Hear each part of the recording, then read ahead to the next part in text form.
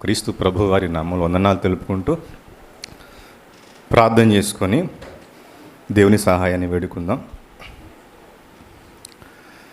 నిత్య స్తోత్రము పొందదగి ఉన్న మా అందరి తండ్రి, అధిక స్తోత్రార్హుడా, సమస్త ప్రజలకు తండ్రివై ఉన్న మా అందరి తండ్రి, ఘనమైన పరిశుద్ధమైన మీ నామమునకు ప్రభువైన క్రీస్తు నామములో కృతజ్ఞతా స్తోత్రాలు నాయన.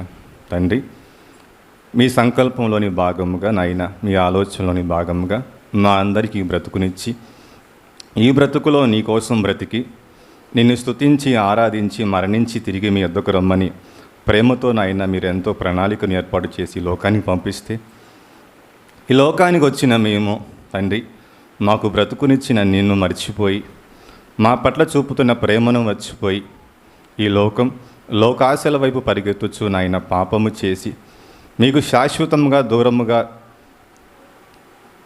నిత్య నరకానికి వెళ్ళిపోయే భాగ్యాన్ని అయినా మేమందరం సంపాదించుకున్నాం తండ్రి.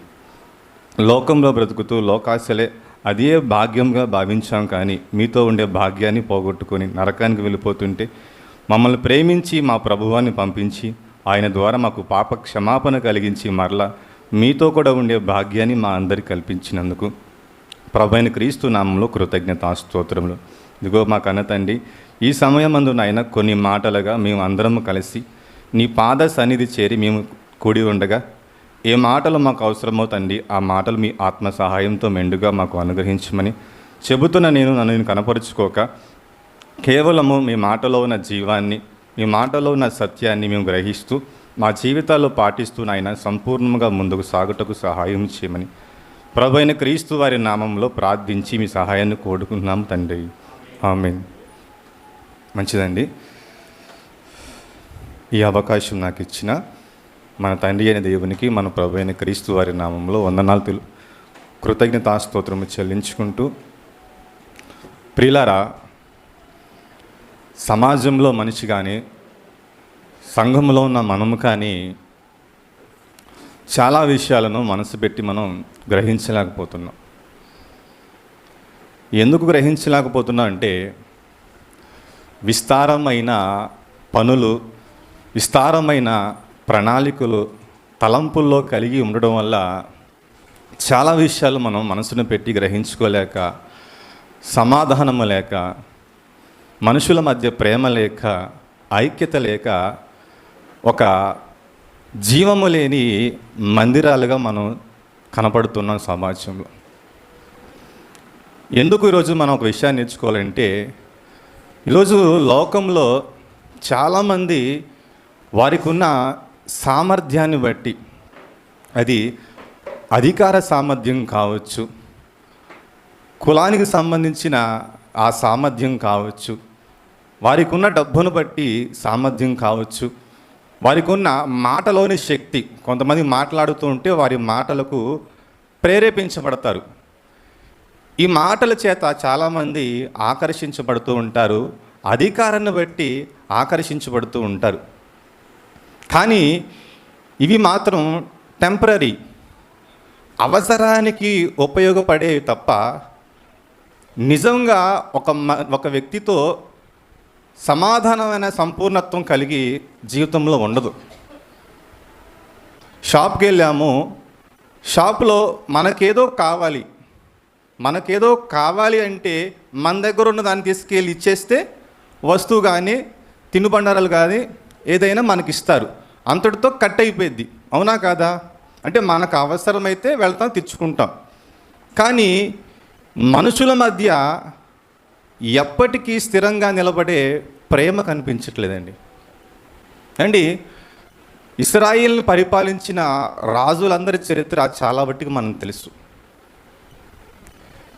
ఇశ్రాయేళ్ల చరిత్రలో జీవితకాలము చెప్పుకునే ఒక రాజు పేరు మనం చెప్పుకోవచ్చు. ఆయన దావీదు గారు. ఆ దావీదు గారి గురించి దేవుడు ఒక మాట చెప్పాడు. మీ అందరికీ తెలిసిన మాట, అపోస్తల కార్యముల గ్రంథంలో ఆయన గురించిన పలికిన మాట, పరిశుద్ధాత్మ ప్రభువు రాయించిన మాట, దావీదు నా ఇష్టానుసారుడు, మనుషుడు, అతడు నా ఉద్దేశములన్నీ నెరవేర్చనని చెప్పి అతనిని గూర్చి సాక్ష్యం ఇచ్చును. అపోస్తుల కార్యం గ్రంథం 13 ఆ లేఖనం ఉంటుంది. అంటే దావీదు గురించి లేదా దేవుడు ఎవరి గురించి అయినా ఒక మాట ప్రస్తావించి చెప్పాడు అంటే ఊరికే చెప్పడండి. దావీదు గారి గురించి చెప్పబడ్డ మాట, దావీదు నా హృదయానుసారుడు. అంటే ఏంది? దావీదు గారు దేవునికి చాలా దగ్గరగా ఉన్నాడు. మీరు ఇస్రాయిల్ పరిపాలించిన రాజులందరి చరిత్ర గమనించండి. సౌలు గారి దగ్గర నుంచి రాజ్యం కలిసి ఉన్నప్పుడు కానివ్వండి, విడిపోయిన తర్వాత కానివ్వండి, చాలామంది రాజులు పరిపాలించారు. దేవుని జనాంగమైన ఇస్రాయేల్ని చాలామందిని పరిపాలించారు. చాలామందిని అందరూ పరిపాలించిన రాజులందరిలో దావీదు గారిని నిలబెట్టండి. ఆయన జీవితంలో జరిగిన ఆ ప్రయాణంలో కానీ, ఆయన వాతావరణము కానీ చాలా విషయాలు మనం నేర్చుకోవచ్చు. చాలామంది తప్పు చేస్తూనే ఉంటారు, కానీ ఆ తప్పును సరిదిద్దుకోరు. ఎందుకంటే వారి హృదయం అనేది దేవునికి దూరంగా ఉంటుంది. కానీ దావీదు గారు మాత్రము ఆయన విషయంలో ఆయన ఏ పని చేస్తున్నా, ఏ కార్యము తలపెట్టబోతున్నా కానీ దేవుని మనసులో జ్ఞాపకం తెచ్చుకొని దేవుణ్ణి అంటిపెట్టుకొని ఉంటూ దేవునికి ఇది ఇష్టమా కాదా అని చెప్పి ప్రతిసారి ఆయన ప్రార్థన చేస్తూ దేవునితో మాట్లాడుతూ ఉంటాడు. ఏమండి, మనలాగా మనమైతే మన ఇంట్లో వివాహం ఏర్పాటు చేసుకున్నప్పుడు అన్నీ మాట్లాడుకున్న తర్వాత, అన్నీ ప్రణాళికలు వేసిన తర్వాత చివరికి వచ్చి పాస్టర్ గారి ఇంటికి వచ్చి మా ఇంట్లో పెళ్ళి ఏర్పాటు చేసుకుంటున్నాం అని మనం చెప్పుకుంటాం. అంటే ఏంది? మనకు మనమే సొంత ఆలోచనలు చేసుకొని మనకు మనమే మన పైనే ఆధారపడుతూ ఉంటాం. ఇలా చేయటం వల్ల ఏమైపోతుందంటే దేవునికి ప్రాధాన్యత ఇవ్వట్లేదు, దేవునికి స్థానము ఇవ్వట్లేదు. ఇలా దేవునికి ప్రాధాన్యత ఇవ్వకపోవడం వల్ల, దేవునికి మనం ప్రాముఖ్యత ఇవ్వకపోవడం వల్ల దేవుడు మనతో ఉండట్లా. నిజంగా మన హృదయం దేవునికి దూరంగా ఉంటుంది, కానీ ఆయనైతే ప్రతి క్షణము నేను దగ్గరగా వస్తా, నన్ను గుర్తించండి, నన్ను గుర్తించని ప్రతి క్షణం నన్ను పలుకుతూ ఉంటాడండి. ఏమండి, మనుషుల మధ్య ఎందుకు ఇలా లేకపోవటం, ఇలాంటి సమస్య ఎందుకు వస్తుందంటే మనుషుల మధ్య ప్రేమ ఎందుకు ఉండట్లేదంటే స్థిరంగా ముందు దేవునితో లింక్ అయి ఉండాలండి. ఏమండి, దావీదు గారు బత్షెబ గారి విషయంలో తప్పు చేసిన తర్వాత ఆయన అరణ్య యాత్రకు వెళ్తాడండి. తన కుమారుడైన అబ్షాలోము తన పైన కుట్ర పన్ని దావీదు గారికి బదులుగా తాను రాజు అవ్వాలని చెప్పి ఒక ఆలోచన చేసి దావీదు గారి పైన కుట్ర చేస్తాడు. చాలామంది జనాంగాన్ని పోగు చేసుకొని తన వైపుకు తిప్పుకొని దావీదు గారికి బదులుగా తాను రాజు అవ్వాలని చెప్పి ఆలోచన చేస్తూ ఉన్నప్పుడు ఈ విషయం దావీదు గారికి అర్థమవుతుందండి. దావీదు గారికి అర్థమైనప్పుడు వెంటనే దావీదు గారు మనము ఇక్కడ ఉంటే మంచిది కాదు, ఎందుకంటే నా కుమారుడైన అబ్షాలోము అతను వచ్చి మనల్ని పట్టుకుంటే మనం తప్పించుకోలేము. ఏమండి, ఈ మాట ఎందుకు చెప్తున్నానంటే దావీదు గారు చేతకాక పలికిన మాట కాదు, ఆయన బలహీనుడు కాదు. ఆయన యుద్ధంలో దిగితే ఒంటి చేత్తో చాలా వేల మందిని చంపిన గొప్ప వ్యక్తి. అలాంటి వ్యక్తి ఈ మాట ఎందుకు తల ఉంచుకొని వెళ్ళిపోయాడంటే తను ఆల్రెడీ పాపం చేశాడు. బత్షెబ గారి విషయంలో ఎప్పుడైతే పాపం చేశాడో దేవుడు ప్రవక్తను పంపించి ఆయనకి ఉపమాన దూరంగా మొత్తం చెప్పినప్పుడు విషయం అర్థమైపోతుంది. తప్పును ఒప్పుకుంటాడు, కప్పుకోడు. అలా ఒప్పుకున్నప్పుడు దేవుడు క్షమించాడు, ఓకే, కానీ శిక్ష మాత్రము రన్ అవుతుంది. దేవుడు శిక్షిస్తున్నాడన్న ఉద్దేశం కలిగి దేవుని శిక్షను తృణీకరించకూడదని చెప్పేసి తల వంచుకొని అబ్షాలోము నుంచి దూరంగా వెళ్ళిపోతూ ఉంటాడండి. అలా దూరంగా వెళ్ళిపోతున్నప్పుడు ఒక సందర్భం ఉంటుందండి. ఆ సందర్భంలో ఆయన తన పిల్లల్ని, తన భార్యలను వెంట పెట్టుకొని అరణ్యానికి వెళ్ళిపోతూ ఉంటాడు. ఇలా అరణ్యానికి వెళ్ళిపోతున్నప్పుడు ఒక సందర్భం అక్కడ కనపడుతుంది. చాలామంది ఆయన దగ్గరకు వచ్చి ఆయనని వెంబడిస్తూ ఉంటారు. ఎక్కడికి? అరణ్యానికి అండి.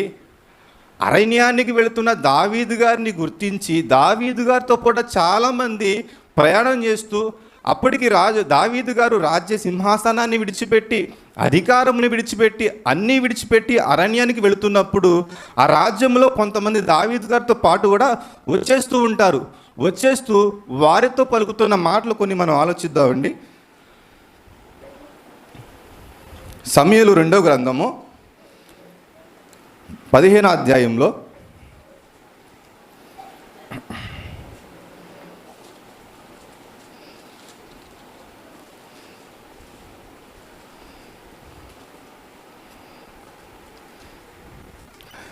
సందర్భం అర్థం కావాలంటే 13 దగ్గర నుంచి అండి.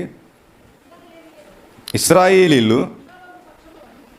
అబ్షాలోం పక్షమును వహించరని దావీదునకు వర్తమానం రాగా, దావీదు యెరూషలేమునందున్న తన సేవకులందరికీ ఇలాగూ ఆజ్ఞ ఇచ్చెను, అబ్షాలోము చేతిలోండి మనము తప్పించుకొని రక్షణ నొందలేము, మనము పారిపోదుము రండి. అతడు హఠాత్తుగా వచ్చి మనల్ని పట్టుకొనక మునుపును ఏమండి, ఈ సందర్భం చాలా పెద్దగా ఉంటుంది. అయితే దావీదు గారు ఇలా పారిపోతూ ఉన్నప్పుడు, రాజ్యాన్ని విడిచిపెట్టి, అధికారాన్ని విడిచిపెట్టి ఆయన అరణ్యానికి వెళ్ళిపోతున్నప్పుడు చాలామంది దావీదు గారితో కూడా వచ్చి, నా రాజువైన దేవా, నీ దాసులు అయిన మేము కూడా నిన్ను వెంబడిస్తాము అంటారండి. ఏమండి, ఒకళ్ళు కాదు, ఇద్దరు కాదు, ముగ్గురు కాదు, 10 మంది కాదు, 100 మంది కాదు, సుమారు 1000 పైన అండి. ఏమండి, ఒక వ్యక్తి అయితే గిత్తిడని ఇత్తయ్య. ఎవరు? ఇత్తయ్య. కిందే ఉంటుంది ఆ వచనము.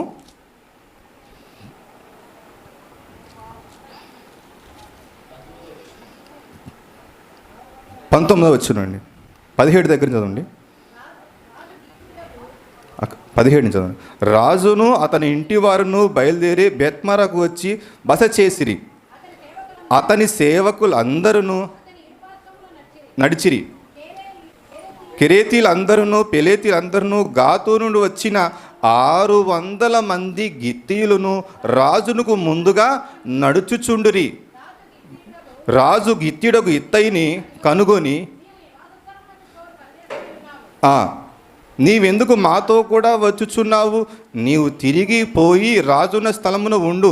నిన్ననే వచ్చిన నీకు ఎక్కడికి పోదో తెలియకున్నా మాతో కూడా ఈ తిరుగుట ఎందుకు? నీవు తిరిగి నీ సహోదరులను తోడుకొని పొమ్ము, కృపా సత్యములు నీకు తోడుగా ఉండునుగాకని చెప్పగా. చాలండి. ఇత్తయి, నేను చచ్చినను బ్రతికినను యెహోవా జీవము తోడు, నా ఏలిన వాడవును, రాజు ఒకనకు నీ జీవము తోడు. ఏ స్థలమందు నా ఏలినకు రాజుకు నీవుందువో ఆ స్థలమందునే నీ దాసుడు నేనుందునని రాజుతో మనము చేసిను.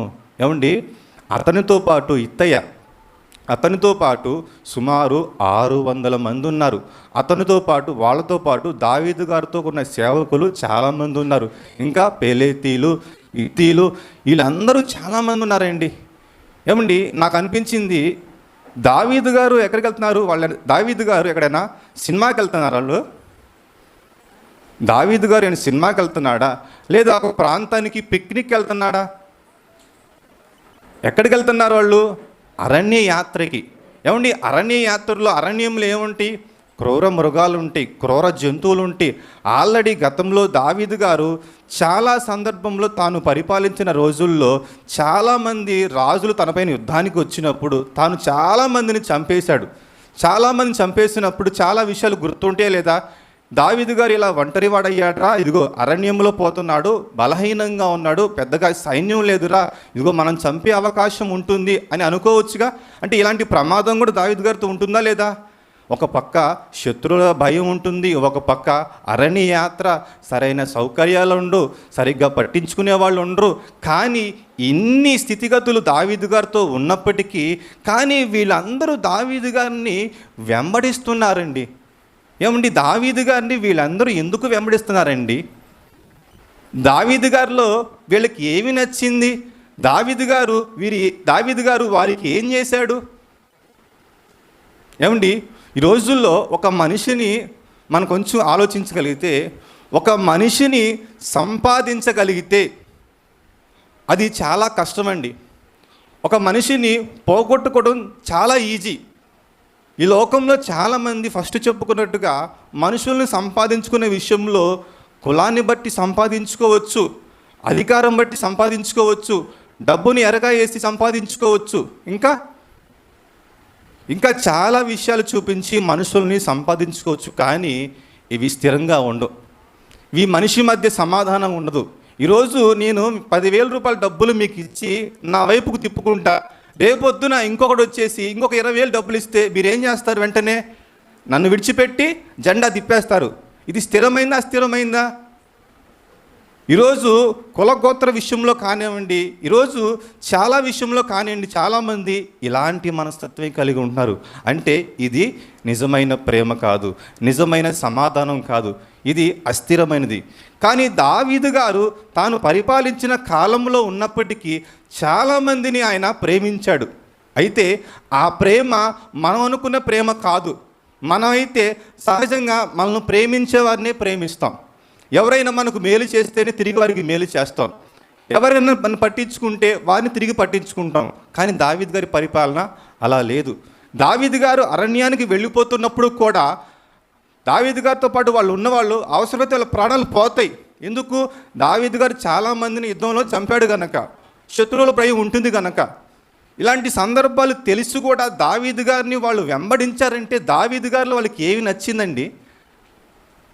ఏమండి, దావీదు గారి పరిపాలన ఒక వచనాన్ని మనం ఆలోచించగలిగితే ఇదే సమయంలో 2వ గ్రంథము 8వ అధ్యాయం 15వ వచనం అండి. దావీదు ఇశ్రాయేలు అందరి మీద రాజై తన జనులందరినీ నీతి న్యాయములను బట్టి ఏలుచుండును. దేనిని బట్టి అండి? నీతి న్యాయమును బట్టి. గతంలో వాళ్ళు సౌలు పరిపాలించిన పరిపాలన చూశారు. సౌలు గారు పరిపాలించిన పరిపాలనలో సౌలు గారు చేయలేని కార్యాన్ని దావీదు గారు దేవుని పక్షముగా నిలబడి, యుద్ధం యెహోవాదే నిలబడిన ఆయన దేవుని పక్షముగా నిలబడి, నా ఆయుధము దేవుడే, నా బలము దేవుడే, నా కోటా దేవుడే అని చెప్పి సైన్యంలో 40 రోజులు ఎవరూ చేయలేని పని దావీదు గారు వచ్చి గొలియాతుని చంపేస్తాడండి. ఏమంటే దావీదు గారు చేసింది మేలా కీడా? సౌలు గారికి మేలే చేశాడు. మేలు చేసినప్పటికీ సౌలు గారు ఏం చేశారు? ఆయన్ని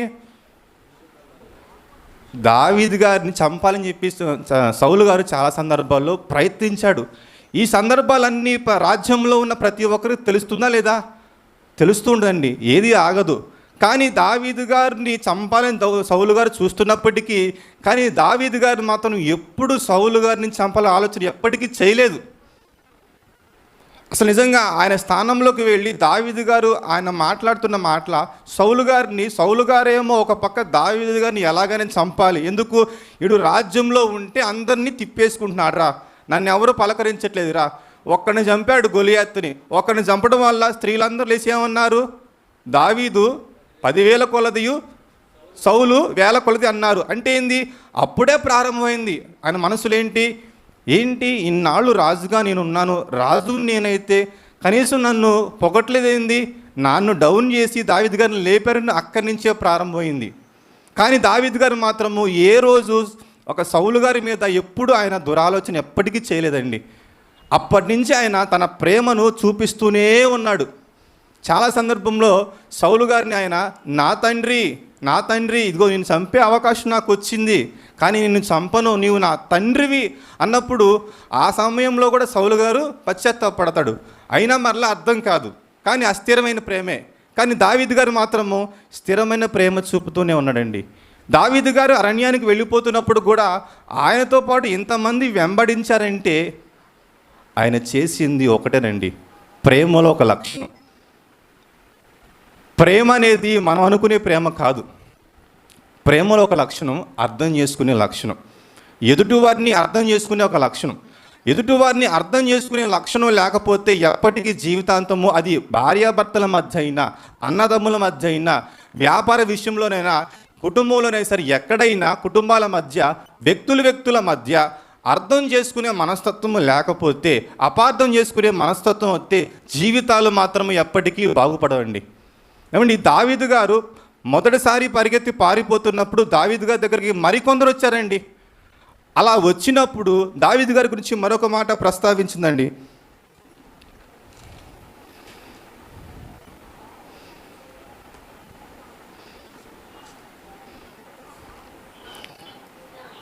సమూయేలు 2వ గ్రంథము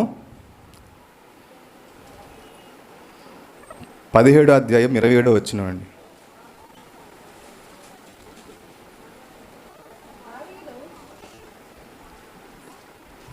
క్షమించండి, సమూయేలు మొదటి గ్రంథము 21వ అధ్యాయము 1-2 వచనాలు అనుకుంటా. దావీదు వారికి అధిపతినై ఉంటుంది.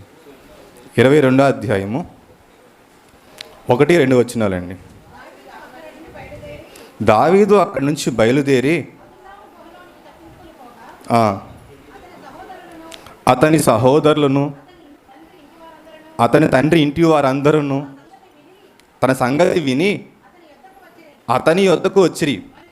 మరియు ఇబ్బంది గల వారందరూ, అప్పులు చేసిన వారందరూ, అసమానముగా ఉండు వారందరూ అతని యొద్దకు తోడుకొనగా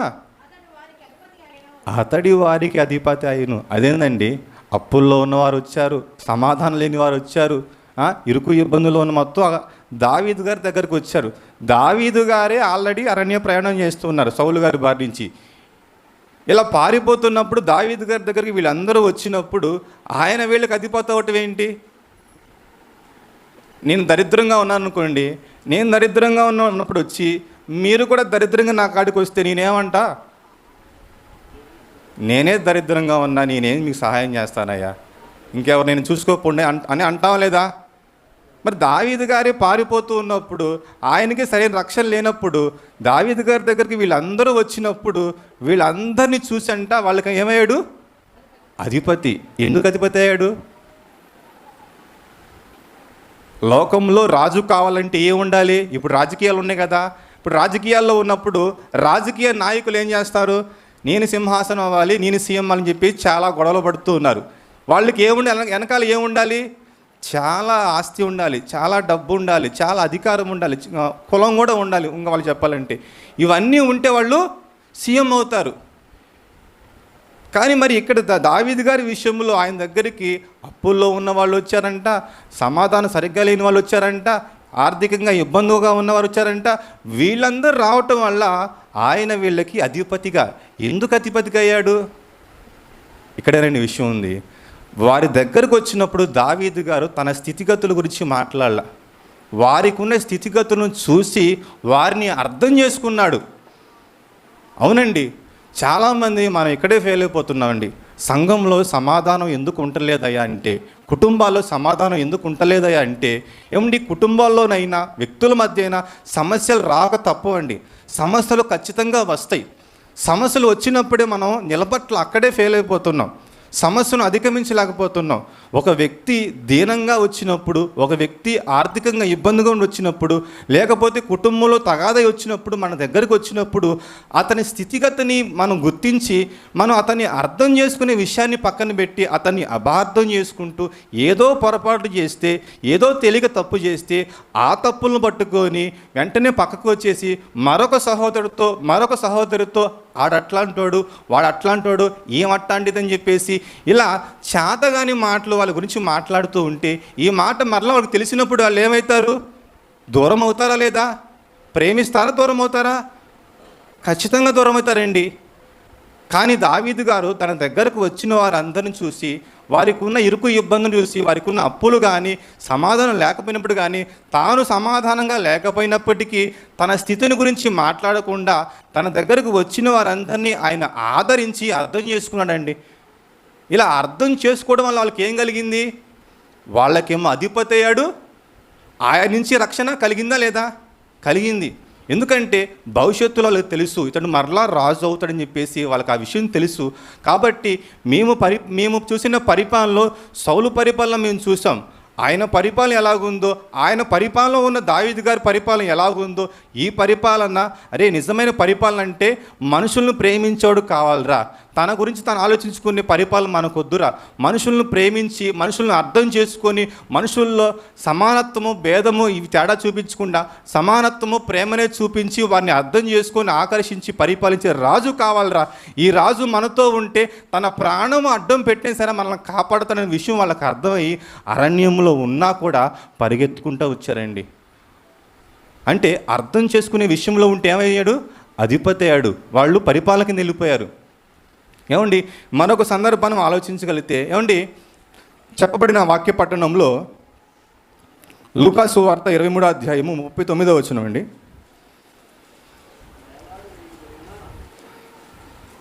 ప్రేలాడవేయబడిన ఆ నేరస్తులలో ఒకడు ఆయనను దూషించుచు, నీవు క్రీస్తువు కదా, నిన్ను నీవు రక్షించుకొనుము, మమ్మల్ని కూడా రక్షించమని చెప్పాను. అయితే రెండో వాడు వానిని గద్దించి, నీవు అదే శిక్షలో ఉన్నావు కదా, దేవునికి భయపడవా, మనకైతే న్యాయమే. చాలండి. ఏమండి, ప్రభువారు మన నిమిత్తము శిలువ పైన వేలాడుతున్నప్పుడు ఆయనతో కూడా ఇద్దరు దొంగలు శిలువ పైన ఉన్నారు. ఈ సందర్భం మనకు తెలుసు.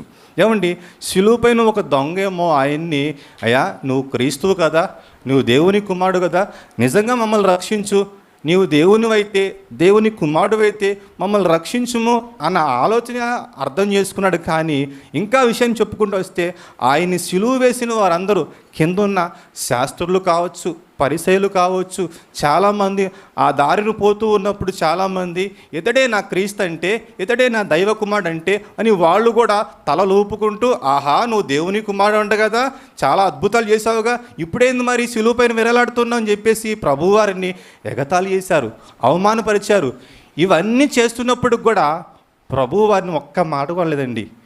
కానీ ఈ ఇద్దరు దొంగల్లో ఉన్న ఒక దొంగ మాత్రము అర్థం చేసుకున్నాడు.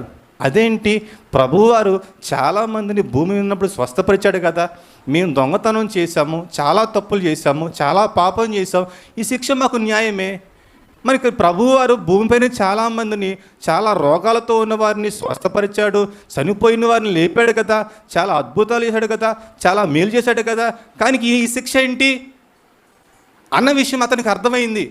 అలా అర్థమైనప్పుడు నిజంగా ఇతడు దైవ కుమారుడే, దేవుని కుమారుడే, క్రీస్తే రక్షకుడు అనే విషయం అతనికి అర్థమవడం వల్ల ఏమైంది, ప్రభువుని సంపాదించుకున్నాడు, రక్షణ పొందుకున్నాడు.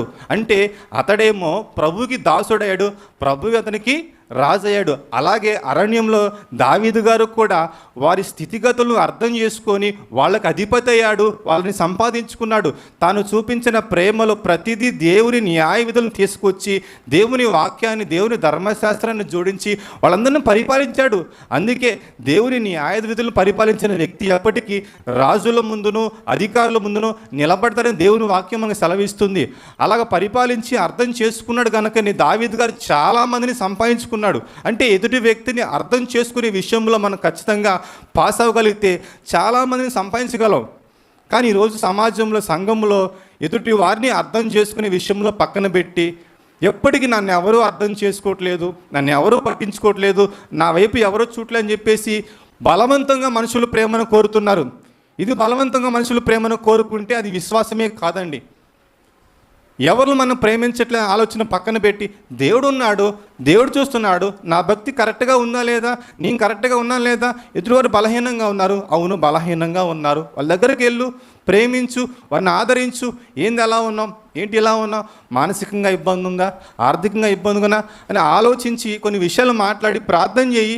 అప్పుడేమనిపించిద్ది, నా సహోదరు అక్కడికి వచ్చాడ్రా, నిన్ను ప్రేమించాడ్రా, చాలా అతని పట్ల ప్రేమ కలుగుతుంది.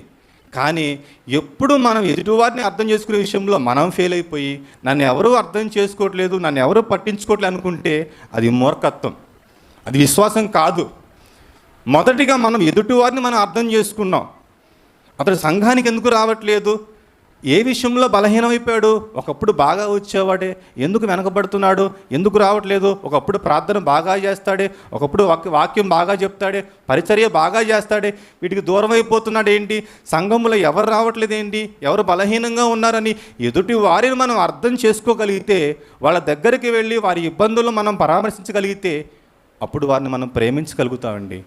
ఆ ప్రేమలో సత్యం ఉంది. కానీ ఎప్పుడు నాదిని చూసుకుంటూ, నాదిని సంపాదించుకుంటూ, నా కుటుంబాన్ని పోషించుకుంటూ, నా పిల్లల్ని చూసుకుంటూ, మనం ఎవరికి వాళ్ళని చూసుకుంటూ ఉంటే సంఘం అభివృద్ధి కాదు.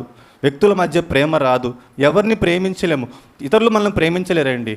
కాబట్టి అర్థం చేసుకోండి, మనం ఎదుటి వారిని అపార్థం చేసుకోవడం పక్కన పెట్టి, ఎదుటి వారిని అర్థం చేసుకొని వారి స్థితిగతులు ఏంటి, వారి ఇబ్బందులు ఏంటి, వారి ఆలోచనలు ఏంటి, వారి కుటుంబం ఎలాగుంది, ఆత్మీయంగా ఉన్నారా, బలహీనంగా ఉన్నారన్న ఆలోచన కలిగి ఇక నుంచి అయినా మనం ఒకరినొకరిని పులిగొరుపుందామండి. అందుకే చివరి మాటగా హెబ్రీ పత్రిక 10వ అధ్యాయము సమాజముగా కూట మానకనే ఉంటుంది. 24-25 కొందరు మానుకొనుచున్నట్టుగా ఒకరినొకరిని హెచ్చరించుచు, చాలండి, సమాజంగా కూటం మానక ఒకరినొకరిని హెచ్చరించుకుంటూ దేవుని వాక్యంతో మనం ఒకరినొకరిని పురికొల్పినప్పుడే సంఘము ఆత్మీయంగా క్షేమాభివృద్ధి కలిగి ఉంటామండి. ఒకరి పట్ల ఒక ప్రేమ కలిగి ఉంటాం. సంఘాన్ని ఈజీగా ఎవరో ఏదో అన్నారని చెప్పేసి సంఘంలో ఆరాధన మానేస్తామంటే బుద్ధిపూర్వకంగానే తప్పు చేస్తున్నాం. గుర్తుపెట్టుకోండి, సంఘంలో ఆదివారం సంఘాన్ని విడిచిపెట్టి సొంత పనుల మీద వెళ్ళిపోతున్నావంటే నువ్వు దేవుణ్ణి నెట్టేసి నాకు బంధువులే ముఖ్యము, నాకు చుట్టాలే ముఖ్యము, నా ఉద్యోగం ముఖ్యము, నా వాళ్ళే ముఖ్యమని చెప్పేసి నువ్వు దేవుణ్ణి నెట్టేసుకున్నావంటే దేవుడు రేపొద్దున మనల్ని నరకంలో నెట్టేస్తాడండి. కాబట్టి అర్థం చేసుకుందాం, సంఘంగా ఎవరు మానొద్దు, సమాజంగా కూడుకుందాం, దేవుని వాక్యంతో ప్రశ్నించుకుందాం, ప్రార్థన చేసుకుందాం. పరిశుద్ధుడు అయిన మా కన్నతండ్రి, మహనీయుడ, మహోన్నతుడ, సర్వాధికారి, కృపా సత్యము కలిగిన పరిశుద్ధుడా, నీకు వందనాలు, కృతజ్ఞతా స్తోత్రాలు నాయన. తండ్రి, మీరు ఇచ్చిన బ్రతుకుల్లో మరొక దినాన్ని మా అందరికీ అనుగ్రహించి కావలసిన ఈవులు సమస్త ఆశీర్వాదం మా పట్ల జరిగించి తండ్రి సమాధానముగా ఉంచిన మీ ప్రేమను బట్టి క్రీస్తు నామంలో కృతజ్ఞతా స్తోత్రాలు నాయన. అవును తండ్రి, మీరు మమ్మల్ని అర్థం చేసుకున్నారు, మమ్మల్ని ప్రేమించారు నాయన. మీరు అర్థం చేసుకున్నారు కాబట్టి మా ప్రభువు వారిని ఈ లోకానికి పంపించి మా పాపముల శిక్ష యావత్తు ఆయన పైన మోపి ఆయన ద్వారా మాకు పాప క్షమాపణ కలిగించారు నాయన. తండ్రి, ఈ విధముగా మీరు ఒకరి భారం ఒకరు భరించాలని లేఖనం ద్వారా మాకు చెప్పారు కనుక విన్న మాటలు మేము మరచివారం కాక సంఘంగా కొనసాగుతున్న మేము ఒకరినొకరిని గుర్తించి ఒకరినొకరిని అర్థం చేసుకొని ఒకరి ఇబ్బందులు ఒకరిని పరామర్శించుకుంటుందండి ఆత్మీయంగా సమాధానం కలిగి ముందుకు సాగుటకు తగిన కృపను మా పట్ల అనుగ్రహించమని ప్రార్థిస్తూ, ఏమైనా పొరపాటు మాట్లాడితే క్షమించమని ప్రార్థిస్తూ యేసుక్రీస్తు నామంలో ప్రార్థించి అడిగి వేడుకొనుచున్నాము తండ్రి. ఆమేన్.